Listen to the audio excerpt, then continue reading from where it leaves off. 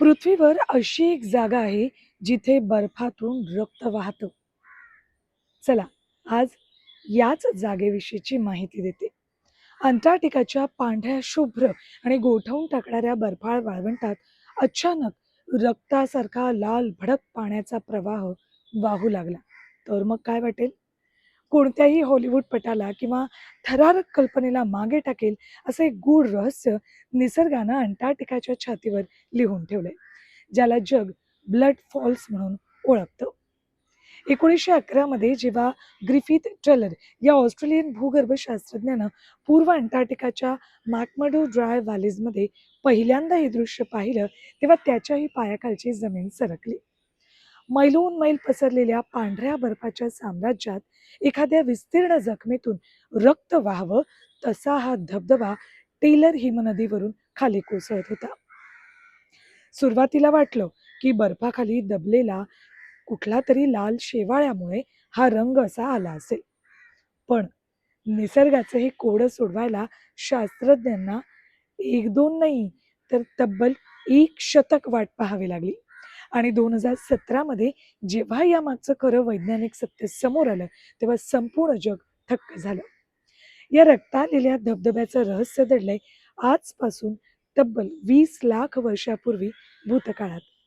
त्या काळात तिथे एक विशाल पाण्याचा साठा होता, जो काळाच्या ओघात बर्फाच्या महाकाय थराखाली गाडला गेला. विचार करा, 20 लाख वर्ष या पाण्यानं ना कधी सूर्यप्रकाश पाहिला, ना कधी मोकळी हवा अनुभवली.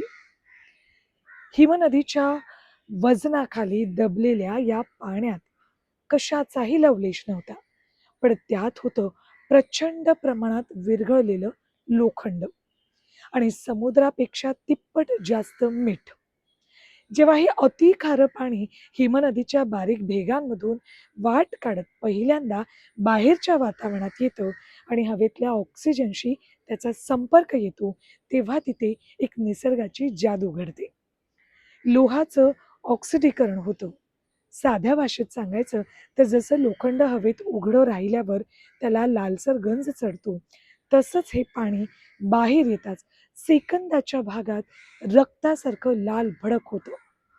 आता प्रश्न पडतो की जिथे उणे तापमानामुळे रक्तही गोठून जाईल, तिथे हे पाणी कसं वाहत राहतं? तर त्याचं कारण आहे या पाण्यातील खारेपणा.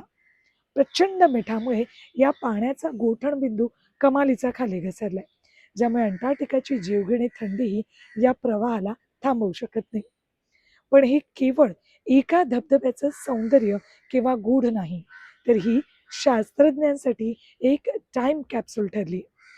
या सूर्यप्रकाश आणि ऑक्सिजन नसलेल्या अतिथंड पाण्यातही शास्त्रज्ञांना अशा काही सूक्ष्मजीवांचे पुरावे सापडलेत, जे लाखो वर्षांपासून बाह्य जगापासून पूर्णपणे तुटलेले आहेत.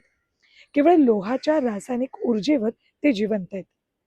या एका शोधामुळे अंतराळ विज्ञानाची दिशा बदलली.